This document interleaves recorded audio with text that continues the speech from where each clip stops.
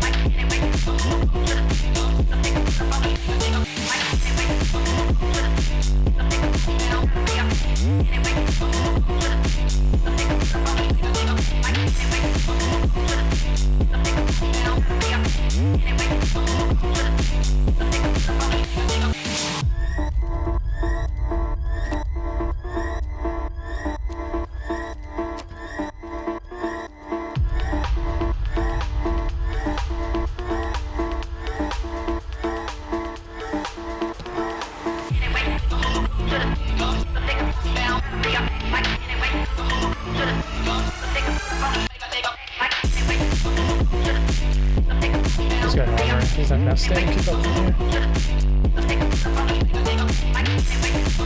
Or does he not have armor? He might not have armor.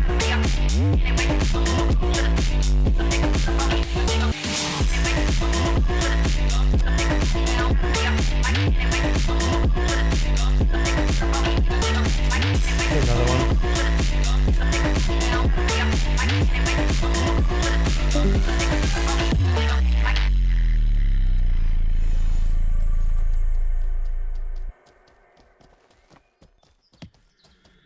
I think I'm out. Maybe not the outcome I ultimately wanted, but while I would have liked to finish this fight with a kill or two, escaping unscathed while dishing out more damage than I took wasn't easy.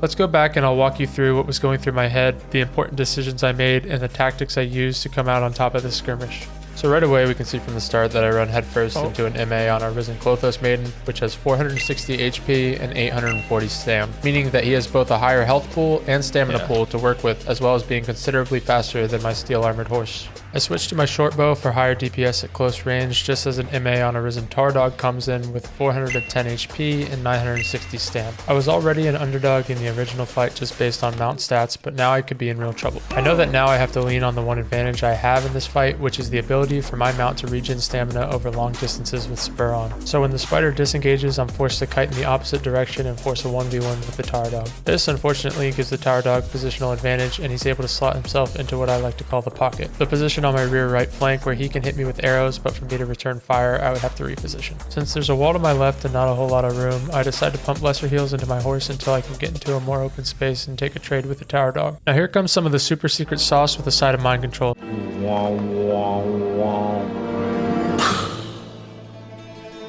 So make sure you're paying attention. This is also the part where all of you dirty little mountains leave a like and sub. Okay, I want to continue to put space in between myself and the spider that is somewhere behind me while trying to take trades with the Tar Dog every so often. Meaning, I want to continue moving south here, but if I do so in a straight line, the Tar Dog is just going to sit in the pocket and keep plugging my horse. So I'm going to do what I like to call the backwards V, drawing the V as if writing from right to left. I take a wide approach so that just before I pivot, I will be facing east. Then I start counterclockwise into the mounted gambit as if I want to circle with him and trade shots. Once I'm facing east and my opponent has taken the bait, vying for position at my back, I'm going to quickly pivot in the opposite direction so that I pass him while he flies by me, and now I'm moving southwest, turning south with a little more space. The Tower Dog, being as agile as it is able to close the gap once again, but at the expense of its limited stamina pool. I continue south, watching my horse's focus bar, and seeing that I have a spur on coming up soon, I serpentine a little in an attempt to force missed shots while the Tar Dog uses more of its stamina bar. Then I go for another backwards V and throw in an extra counterclockwise pivot in the end to slot into position.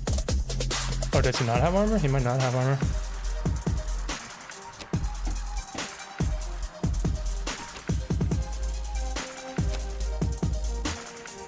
Unfortunately, I missed my shots here. Hitting an unarmored risen tar dog moving defensively on an incline isn't the easiest, but if I had hit at least one more shot, I might have been able to press my advantage. Seeing the spider gaining again and knowing that I am very close to their village, I weigh my options, and as I see another enemy show up, I decide to take my leave.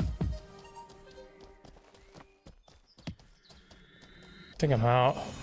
It definitely would have been nice to get dismounts into potential kills, first on the spider that I left on 30% and then on the tar dog that peeled off at 30% as well. But unfortunately, I was not able to connect enough shots in these engagements. All in all, I went up against two matchups that should beat me outright in a 1v1, and I was able to best them both but couldn't confirm the kills. Not too bad, I guess. Hopefully I was able to help some of you guys out there that were asking for this sort of content. All of this was captured live on stream, so feel free to use my links in the description below to come say hi, and let me know if you guys enjoyed this type of video.